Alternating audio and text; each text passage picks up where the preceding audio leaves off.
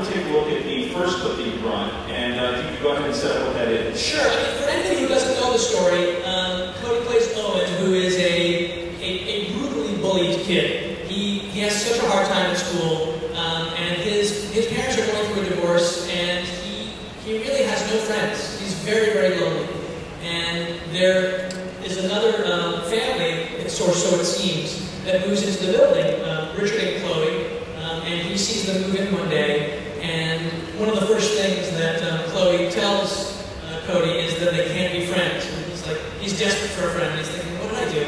And despite all of that, they actually do become quite close, and she becomes the one person in the world who he can connect to. And so this first clip is, I just really felt it was important to bring and show you guys just how extraordinary these guys are. And so this is a scene after she's basically told him that he should fight back, because the bullies they've literally slashed his face. It's just terrible. And they are getting very close, and it's the first time he's had anyone who can understand him. And this is a scene where, essentially, I guess they kind of go out on a date. So this is a scene in an arcade, and it leads into, of course, what Kodi doesn't know is that she's a vampire. And it's quite, we've seen her do some very vicious things, and actually we've seen Richard go out and get dinner for her, so to speak. So we know what he doesn't know, which is she has this very dark side. And here's the clip. And you're a part of America. Can you talk about why you set it there in that particular moment? Sure. I mean, the original film and the novel were set in the 80s. And the reason for that is simple, which is that it was really about Lindquist's childhood. And it was the thing that I really connected to in the film, and I think that so many people who've seen the original connected to. And the thing is, the 80s in Sweden were a specific cultural experience, and I wanted to set it in the 80s in the United States, because that was what I grew up with, the sort of Reagan America, a time when they sort of talked about, he made these sort of announcements about how there was the evil empire, and how evil was something that was the Soviets, it was out there, the others, and that America was fundamentally good. And I wondered how a 12-year-old boy who is bullied so terribly that he has fantasies of murder and revenge, and falls in love with a very, very violent, primal, but also, heartbreakingly tender vampire, how that person would deal with sort of living in a world where his feelings were not acceptable and not okay. And so that was really, one of the things I loved about the movie and in the book was this sort of sense of this sort of the virgin snow and blood, and that sort of contrast. So I really wanted to keep that snowy locale. And the original was set in a place called Blackbird, which is where Lindquist grew up. And it was basically a planned community. And we, of course, in the United States have that. It's suburbia. It's like, all those communities and all those Spielberg films. And then it actually weirdly reminded me, when I read the book, about that sort of world, like E.T., the sort of tract housing and that kind of stuff. And so I really wanted to try and find a quintessential American community, and I wanted to set it in one that was also a snowy locale. And so when we were looking, I originally set it in Colorado, and it turned out that there were these tremendous tax incentives if we went to New Mexico. And so I was like, okay, well, I'd never been to New Mexico, and I thought that it would be sort of like, there's no snow there, it would be just desert. How's that going to work?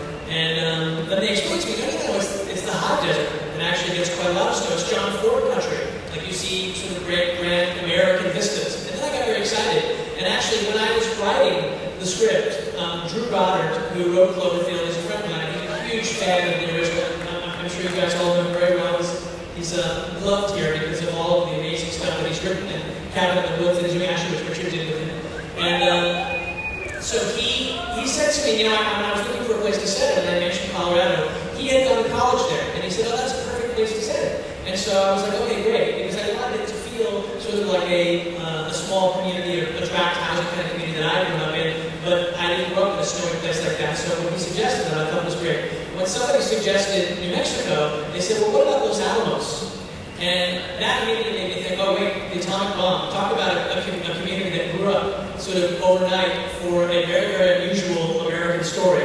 And I looked online because I wanted to know about it. And very little filming has really been done in Los Alamos. and the first thing I see, it says famous alums, Drew Goddard. And I was like, what? So I called up Drew. I said, Drew, you went to college in Colorado, you grew up in Los Alamos? And he said, yeah.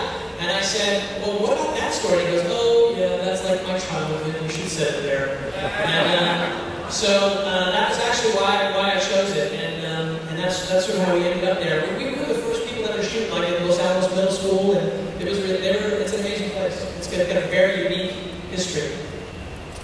Kodi and Chloe, this is really strong material, right? And these characters are facing incredibly difficult choices. The films you guys both came off right before this were much the same way. Road and Kick-Ass, these are heavy films for you. Can you talk about approaching material like this? I know you don't see R-rated movies typically, so when you get a script like this and you start to break it down, what's the process for both of you in terms of approaching? I think we work kind of the same way we were talking one day, and I work with my dad, and we kind of just make a whole life for the character, so when they say action, you can jump in and out, and then we can be a kid. And, I guess it's kind of the same type of process with me. My mom reads all the scripts before I do, and she kind of brings them to me. She's like, you know, this is a really amazing role, you know, read it, tell me what you think. And me and my brother Trevor, we kind of go over the script and we figure out who this character is, and we just try and figure it out, I guess. My mom and me read it.